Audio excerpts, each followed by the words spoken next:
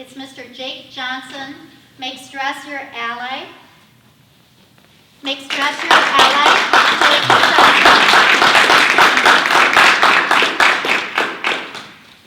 Thank you, Madam General Evaluator, fellow Toastmasters, and everyone who wants to have an ally as they're encountering life's challenges.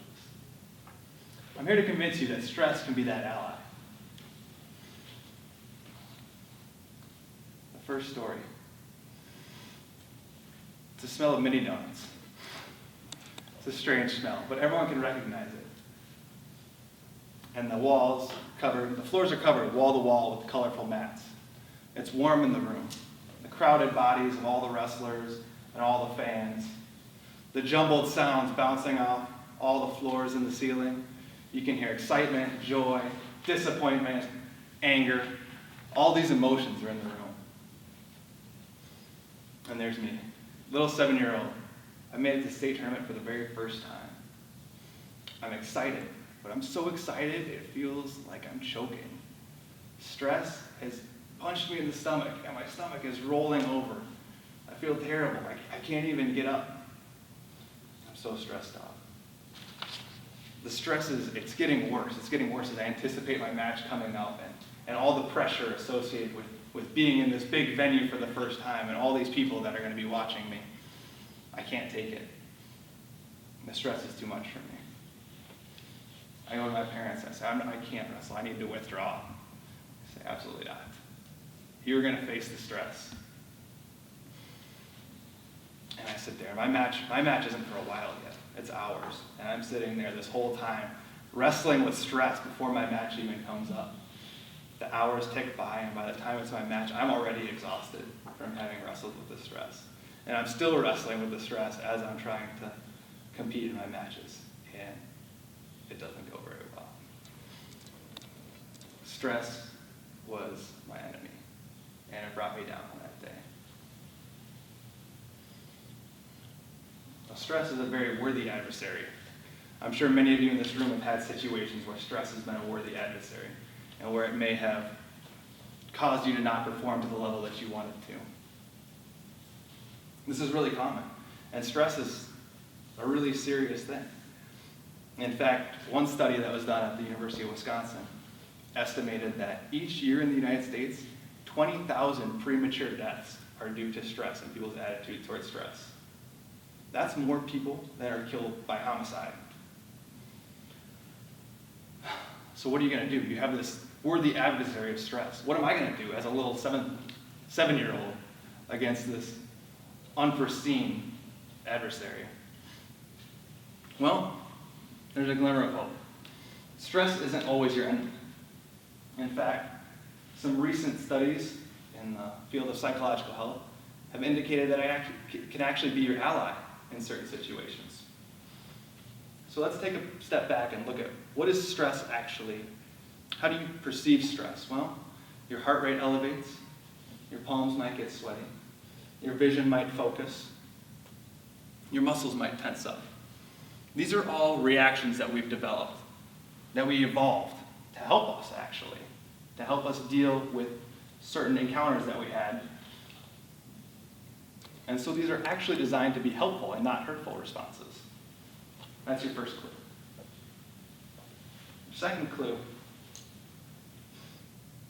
has to do with this study again. So when they interviewed these people, they asked them 2 questions. The first question was, how stressed do you feel? Do you feel stressed a lot? That's this room, right? Do you feel stressed a medium amount? Not very much, not at all. Right? The second question they asked is, how do you feel stress impacts your health? Do you feel it impacts it negatively, positively? Not at all. Those are interesting questions.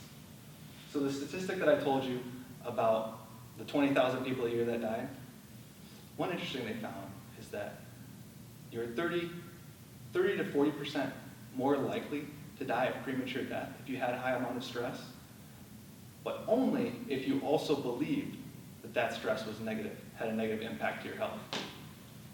The people who had a large amount of stress but didn't believe that it impacted their health were no more likely to die of premature death. So that's your second clue. And it brings me to my second story. This time, it smells like grass. I can smell fresh cut grass floating in through the window. And I can see the sun, and it's bright. Actually, it's too bright. What time is it? It's already 10:30. My final started at 10. Oh my goodness, what am I going to do? Well, the stress has come with me. It's activating my muscles. It's starting to push me as I'm biking towards my final at breakneck pace. It's helping to focus my vision as I swerve through this swarm of students, avoiding an incident. As I get to the final, it's helping me sit down and focus. Stress is blocking out all the other distractions. I've only got half the time that my other classmates do. When I sit down, stress helps me focus all the way to the finish. The finish in like a blur of pencil and smoldered paper.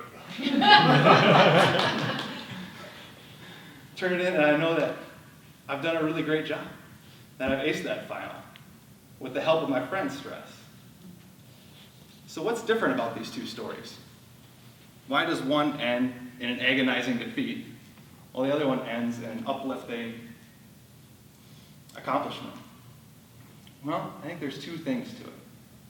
The first is that your attitude towards stress really does make a difference. In the significant years between these two stories, I've actually dealt with a lot of stress and learned how to deal with it much more positively. There have been studies conducted that when people go into a stressful situation, the ones who view the stress responses positively, like, my heart rate's elevating, this is my body preparing me to deal with this situation, it's my body helping me, they're the ones who actually use stress to perform much better. People who think, oh, my heart rate's elevating, my body's getting nervous, and I'm not going to do as well, those people tend to see their performance go down in stress. So the way that you view the stress can actually change how your outcome happens. And I think the second thing is that the stress response was evolved to do something very specific, to respond to acute situations. In the first story, I had a long-term thing. I was worrying about my match hours, even days ahead of time, and it was wearing me out. In the second one, I woke up and the threat was there. I dealt with it and moved on with my life. That was how your stress response was supposed to be defined. So I think if you think about these two things, how you use stress and how you view stress, those of you who think of stress as an enemy today could think of it as an ally tomorrow. Now to Toastmasters.